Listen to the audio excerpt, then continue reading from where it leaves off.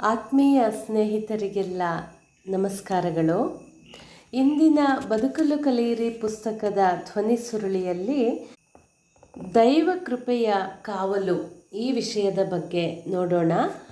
ಇದರ ಹಿಂದಿನ ಸಂಚಿಕೆಯನ್ನು ಕೇಳಲು ಡಿಸ್ಕ್ರಿಪ್ಷನ್ ಬಾಕ್ಸ್ನಲ್ಲಿರುವ ಲಿಂಕ್ ಪ್ರೆಸ್ ಮಾಡಿ. ಹಾಗೆ ನನ್ನ ಯೂಟ್ಯೂಬ್ ಚಾನಲ್ ಸಬ್ಸ್ಕ್ರೈಬ್ ಮಾಡಿಕೊಳ್ಳಿ, ನಿಮ್ಮ ಸ್ನೇಹಿತರೊಂದಿಗೂ ಹಂಚಿಕೊಳ್ಳಿ. ಕೆಲವೊಮ್ಮೆ ಅಪಾಯದ ಸನ್ನಿವೇಶ ಮೊದಲೇ ದೃಷ್ಟಿಗೋಚರವಾಗುವುದಿಲ್ಲ. ಆಗ ಅದನ್ನು ಎದುರಿಸುವ ಪ್ರಶ್ನೆಯೇ ಇಲ್ಲ. ಇಂತಹ ಘಟನೆಗಳು ಅಕಸ್ಮಾತ್ ಘಟಿಸಿ ದೃಷ್ಟಿಗೋಚರವಾದಾಗ ಅದನ್ನು ಎದುರಿಸಲು ಬೇಕಾಗುವ ಮನಸ್ಥೈರ್ಯ ಮತ್ತು ಶಾಂತಿಯನ್ನು ಕಾಪಾಡಿಕೊಳ್ಳುವುದು ಸುಲಭ ಸಾಧ್ಯವಲ್ಲ. ಇಂಥ ಗಂಡಾಂತರಗಳನ್ನು ಎದುರಿಸುವುದು ಹೇಗೆ? ಇಂತಹ ಸಂದರ್ಭಗಳಲ್ಲಿ ಭಯ ಆಗದಿರಲು ಸಾಧ್ಯವೇ? ಸ್ವಾಮಿ ವಿವೇಕಾನಂದರು ತಮ್ಮ ಪರಿವ್ರಾಜಕ ದಿನಗಳಲ್ಲಿ ನಡೆದ ಇನ್ನೊಂದು ಘಟನೆಯನ್ನು ಕುರಿತು ತಮ್ಮ ಶಿಷ್ಯರಿಗೆ ಹೇಳಿದ್ದರು. ನಿಜವಾದ ಅರ್ಥಪೂರ್ಣ ಘಟನೆಯಾದುದರಿಂದ ಅದು ಗಮನಾರ್ಹ. ಅವರ ಮಾತುಗಳಲ್ಲೇ ಅದನ್ನು ಕೇಳೋಣ. ಆಗ ನಾನು ಹಿಮಾಲಯ ಪ್ರದೇಶದಲ್ಲಿ ಮನೆಯಿಂದ ಮನೆಗೆ ಹೋಗಿ ಭಿಕ್ಷೆ ಬೇಡಿ ಆಹಾರ ಪಡೆಯುತ್ತಿದ್ದೆ. ಹೆಚ್ಚಿನ ಸಮಯವನ್ನು ಕಠಿಣವಾದ ಆಧ್ಯಾತ್ಮಿಕ ಸಾಧನೆಗಳಲ್ಲಿ ಕಳೆಯುತ್ತಿದ್ದೆ. ಆಗ ಲಭ್ಯವಿದ್ದ ಆಹಾರ ತೀರಾ ಸಾಧಾರಣವಾದದ್ದು. ಅದು ನನ್ನ ಹಸಿವನ್ನು ತಣಿಸುತ್ತಿರಲಿಲ್ಲ. ನನ್ನ ಜೀವನ ನಿಷ್ಪ್ರಯೋಜಕವೆಂದು ಒಂದು ದಿನ ಯೋಚಿಸಿದೆ. ಇಲ್ಲಿನ ಪರ್ವತವಾಸಿಗಳಾದ ಜನರು ತಾವೇ ತುಂಬ ಬಡವರು. ತಮ್ಮ ಮಕ್ಕಳಿಗೆ ಮತ್ತು ಸಂಸಾರವಂದಿಗರಿಗೆ ಅವರು ಆಹಾರವನ್ನು ಒದಗಿಸಲಾರರು. ಆದರೂ ನನಗಾಗಿ ಅವರು ಸ್ವಲ್ಪ ಉಳಿಸಲು ಪ್ರಯತ್ನಿಸುತ್ತಾರೆ. ಹೀಗಿರುವಾಗ ಈ ಜೀವನದಿಂದ ಏನು ಪ್ರಯೋಜನ? ಆಹಾರಕ್ಕಾಗಿ ಹೊರಗೆ ಹೋಗುವುದನ್ನು ಅಂದಿನಿಂದ ನಿಲ್ಲಿಸಿದೆ. ಆಹಾರವಿಲ್ಲದೆ 2 ದಿನಗಳು ಕಳೆದು ಹೋದವು. ಬಾಯಾರಿಕೆಯಾದಾಗ ಬೊಗಸೆಯಿಂದ ತೊರೆಯ ನೀರನ್ನು ಕುಡಿಯುತ್ತಿದ್ದೆ. ಒಂದು ದಿನ ದಟ್ಟವಾದ ಕಾಡನ್ನು ಪ್ರವೇಶಿಸಿದೆ. ಅಲ್ಲಿ ಕಲ್ಲಿನ ಮೇಲೆ ಕುಳಿತು ಧ್ಯಾನಮಗ್ನನಾದೆ. ಕಣ್ಣು ಬಿಟ್ಟಾಗ ಎದುರಿಗೆ ಕೆಲವು ಗಜಗಳ ದೂರದಲ್ಲಿ ಒಂದು ಭಾರೀ ಹುಲಿ ಗೋಚರಿಸಿತು. ತನ್ನ ಹೊಳೆಯುವ ಕಣ್ಣುಗಳಿಂದ ಅದು ನನ್ನನ್ನು ನೋಡಿತು. ನಾನು ಯೋಚಿಸಿದೆ, ಅಂತೂ ಕೊನೆಗೆ ಶಾಂತಿ ದೊರೆಯಿತು. ಹುಲಿಗೂ ಆಹಾರ ಸಿಕ್ಕಿತು. ಈ ಪ್ರಾಣಿಗೆ ಈ ದೇಹ ಆಹಾರವಾದರೆ ಅಷ್ಟೇ ಸಾಕು. ಕಣ್ಮುಚ್ಚಿ ನಾನು ಹುಲಿ ಮೇಲೆ ಎರಗಬಹುದೆಂದು ಕೆಲವು ನಿಮಿಷ ಕಳೆದೆ. ಆದರೆ ಅದು ನನ್ನ ಮೇಲೆ ಆಕ್ರಮಣ ಮಾಡಲಿಲ್ಲ. ಆಗ ಕಣ್ಣು ಬಿಟ್ಟು ಸುತ್ತಮುತ್ತ ನೋಡಿದೆ. ಹುಲಿ ಹಿಂದೆ ಸರಿದು ಕಾಡಿನಲ್ಲಿ ಹೋಗುತ್ತಾ ಇತ್ತು.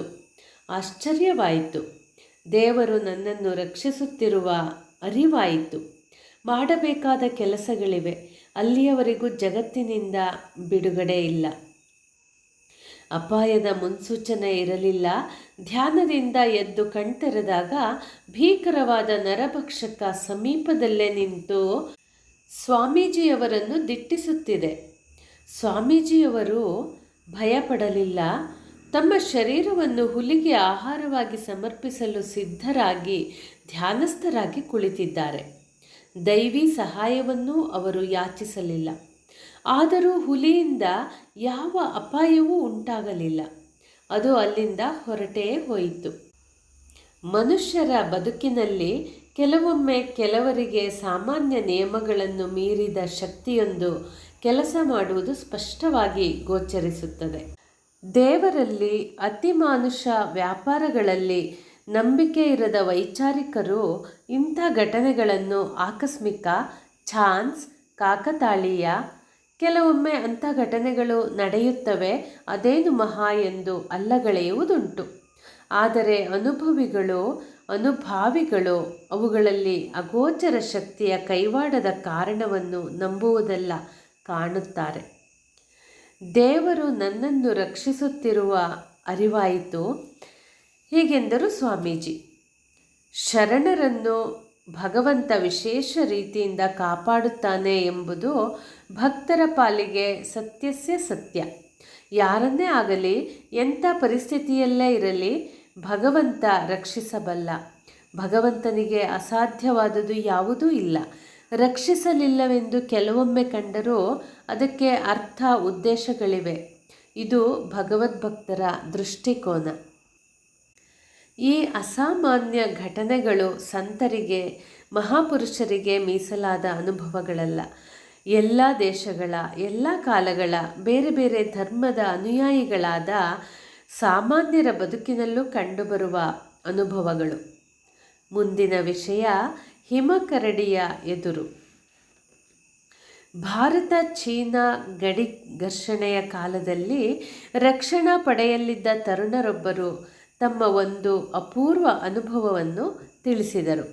ಒಂದು ದಿನ ಏಕಾಂಗಿಯಾಗಿ ಹಿಮಾಲಯದ ಪರ್ವತ ಪ್ರಾಂತದಲ್ಲಿ ಸಂಜೆಯ ಹೊತ್ತು ವಾಕಿಂಗ್ ಹೊರಟಿದ್ದರು. ಸುಮಾರು 4 ಕಿಲೋಮೀಟರ್ ನಡೆದಿರಬೇಕು.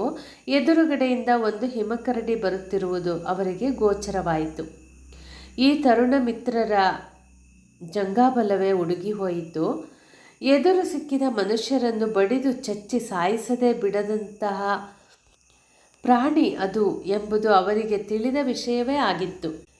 ಆಗ ಪಿಸ್ತೂಲನ್ನು ತೆಗೆದುಕೊಳ್ಳದೆ ಬಂದುದರ ತಪ್ಪಿನ ಅರಿವೂ ಆಯಿತು. ನನ್ನ ಕತೆ ಮುಗಿಯಿತು. ಊರಿನಿಂದ, ಬಂಧು ಬಾಂಧವರಿಂದ ದೂರವಾಗಿ ಇಲ್ಲಿ ಕರಡಿಯ ಕೈಯಲ್ಲಿ ಸಾಯಬೇಕಾದ ದುಸ್ಥಿತಿ ಬಂತಲ್ಲ ಎಂದು ಯೋಚಿಸಿ ದಿಗ್ಭ್ರಾಂತನಾದರು. ಮನೆಯವರೆಲ್ಲರ ಚಿತ್ರ, ನಂಬಿದ ಮಾರುತಿ ದೇವರ ಚಿತ್ರ ಮನಸ್ಸಿನಲ್ಲಿ ಮೂಡಿ ಮಾಯವಾಯಿತು. ಸುಮ್ಮನೆ ಕರಡಿಯನ್ನು ದಿಟ್ಟಿಸುತ್ತಾ ನಿಂತುಕೊಂಡಿದ್ದೆ. ನನ್ನಿಂದ 10-15 ಅಡಿಗಳ ದೂರದವರೆಗೆ ಬಂದಿದ್ದ ಕರಡಿ ಕ್ಷಣಕಾಲ ನೆಟ್ಟ ದೃಷ್ಟಿಯಿಂದ ನೋಡಿ ಹಿಂದಿರುಗಿತು. ಹಾಗೆ ಹಿಂದಿರುಗಲು ಇಂದ್ರಿಯಗೋಚರವಾದ ಯಾವ ಕಾರಣವೂ ಇರಲಿಲ್ಲ. ದೇವರೇ ಕಾಪಾಡಿದ ಎನ್ನುತ್ತಾ ಹಿಂದಿರುಗಿದೆ. ನಡೆದ ಘಟನೆಯನ್ನು ಕೇಳಿ ಕ್ಯಾಂಪಿನಲ್ಲಿ ಎಲ್ಲರೂ ಆಶ್ಚರ್ಯಚಕಿತರಾದರು. 10 ದಿನಗಳ ಬಳಿಕ ದಕ್ಷಿಣ ಭಾರತದಿಂದ ಬಂದ ತಂದೆಯ ಪತ್ರ ಕೈ ಸೇರಿತು. ಕನಸಿನಲ್ಲಿ ಮಾರುತಿ ದೇವರು ನಿನ್ನ ಮಗನನ್ನು ಅಪಾಯದಿಂದ ಪಾರು ಮಾಡಿದ್ದೇನೆ ಎಂದಿದ್ದಾರೆ. ನಿನ್ನ ಕ್ಷೇಮ ಸಮಾಚಾರವನ್ನು ಕೂಡಲೇ ತಿಳಿಸು ಎಂದಿತ್ತು ಆ ಪತ್ರದಲ್ಲಿ. ಸರ್ವಶಕ್ತನಾದ ಭಗವಂತನ ನೆರವನ್ನು ಪಡೆದು ಅವನೊಂದಿಗೆ ನಮಗಿರುವ ನಿತ್ಯ ಸಂಬಂಧವನ್ನು ನೆನೆದು ಎಂಥ ಕಷ್ಟ ಕಂಟಕಗಳನ್ನು ಎದುರಿಸಲು ಸಾಧ್ಯ ಎಂದ ಸಂತ ಮಹಾತ್ಮರ, ಶ್ರೀಸಾಮಾನ್ಯರ, ಭಕ್ತ ಸಾಧಕರ ಅಸಂಖ್ಯ ಅನುಭವಗಳು ಸಾರುತ್ತವೆ.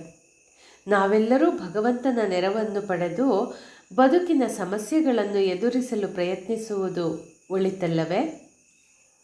ಎಲ್ಲ ಸಮಸ್ಯೆಗಳಿಗೂ ಆಧ್ಯಾತ್ಮಿಕ ಶ್ರದ್ಧೆಯಿಂದ ಉತ್ತರಗಳನ್ನು ಪಡೆಯಬಹುದು. ಆದರೆ ಆ ಶ್ರದ್ಧೆ ಸತ್ಸಂಗ ಮತ್ತು ಅಭ್ಯಾಸಗಳಿಂದ ಮಾತ್ರ ಸಾಧ್ಯ. ಇನ್ನೊಂದು ವಿಷಯವನ್ನು ನೋಡೋಣ. ಅಭ್ಯಾಸದಿಂದ ಭಯ ದೂರ. ಎಲ್ಲ ತೆರನಾದ ದೈಹಿಕ, ಮಾನಸಿಕ ವರ್ತನೆ ಮತ್ತು ಪ್ರವೃತ್ತಿಗಳನ್ನು ತಾಳ್ಮೆಯಿಂದ ಕೂಡಿದ ನಿಯಮಿತ ಅಭ್ಯಾಸದಿಂದ ನಮ್ಮ ಸಹಜ ಸ್ವಭಾವವನ್ನಾಗಿ ಪರಿವರ್ತಿಸಿಕೊಳ್ಳಬಹುದು. ಸ್ನಾನ ಮಾಡಿ ಮಾಡಿ ಜನರು ಸ್ನಾನಶೀಲರಾಗುತ್ತಾರೆ. ದಾನ ಮಾಡಿ ಮಾಡಿ ದಾನಶೀಲರಾಗುತ್ತಾರೆ.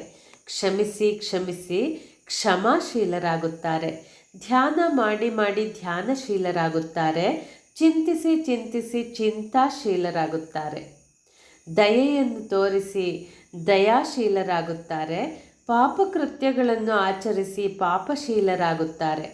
ಶ್ರದ್ಧೆಯನ್ನು ವೃದ್ಧಿಸಿಕೊಳ್ಳುತ್ತಾ ಶ್ರದ್ಧಾಶೀಲರಾಗುತ್ತಾರೆ. ಜಯವನ್ನು ಗಳಿಸುತ್ತಾ ಗಳಿಸುತ್ತಾ ಜಯಶೀಲರಾಗುತ್ತಾರೆ.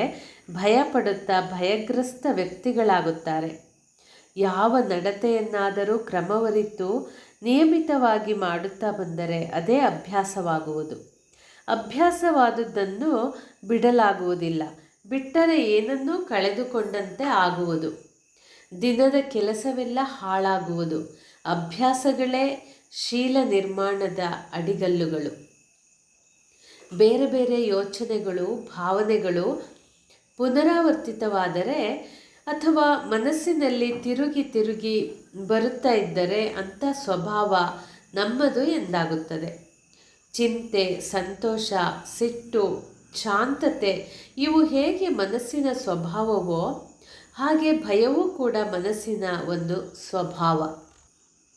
ಈ ಸ್ವಭಾವವನ್ನು ನಿಯಮಿತ ಅಭ್ಯಾಸದಿಂದ ಸಾವಕಾಶವಾಗಿ ಆದರೆ ದೃಢವಾಗಿ ನಾವು ರೂಢಿಸಿಕೊಂಡಿದ್ದೇವೆ.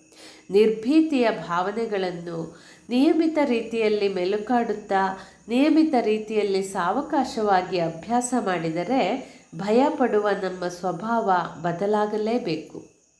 ಅಕ್ಷರಾಭ್ಯಾಸ ಮಾಡುವಾಗ ಮಕ್ಕಳು ನಿಧಾನವಾಗಿ ಒಂದೊಂದೇ ಅಕ್ಷರಗಳನ್ನು ತಿದ್ದುವಂತೆ ಬದಲಾವಣೆಯನ್ನು ತಂದುಕೊಳ್ಳಬೇಕೆಂದು ಯೋಚಿಸುವ ವ್ಯಕ್ತಿ ಶ್ರದ್ಧೆಯಿಂದ ಮೆಲ್ಲ ಮೆಲ್ಲನೆ ಮುಂದುವರೆಯಬೇಕು. ತಾಳ್ಮೆಗೆಟ್ಟರೆ ಯಾವ ಕ್ಷೇತ್ರದಲ್ಲೂ ನಮ್ಮ ಪ್ರಯತ್ನವು ಯಶಸ್ವಿಯಾಗುವುದಿಲ್ಲ. ಯೋಚಿಸಿ ನೋಡಿ. ಹಲವಾರು ಸಣ್ಣ ಸಣ್ಣ ಬಿಂದುಗಳನ್ನು ಕ್ರಮಬದ್ಧವಾಗಿ ಜೋಡಿಸಿ ನಾನಾ ಆಕಾರಗಳನ್ನು ಉಂಟು ಮಾಡಬಹುದು. ವೃತ್ತಾಕಾರ, ತ್ರಿಕೋನ, ಚತುರ್ಭುಜ, ಷಡ್ಭುಜಗಳನ್ನು ರಚಿಸಬಹುದು. ಅತ್ಯಂತ ಸಣ್ಣ ಪುಟ್ಟ ಕೆಲಸಗಳನ್ನು ಸಮರ್ಪಕವಾಗಿ ಮಾಡುವ ವಿಧಾನದಿಂದ ನಮ್ಮ ಚಾರಿತ್ರ್ಯಕ್ಕೂ ಒಂದು ಆಕಾರ ಅಥವಾ ರೂಪ ಕೊಡುತ್ತಿರುತ್ತೇವೆ ಎಂಬುದು ಗಮನಾರ್ಹವಾದದ್ದು. ಸ್ನೇಹಿತರೆ, ಮುಂದಿನ ಸಂಚಿಕೆಯಲ್ಲಿ ಮುಂದುವರೆಸೋಣ. ಧನ್ಯವಾದಗಳು.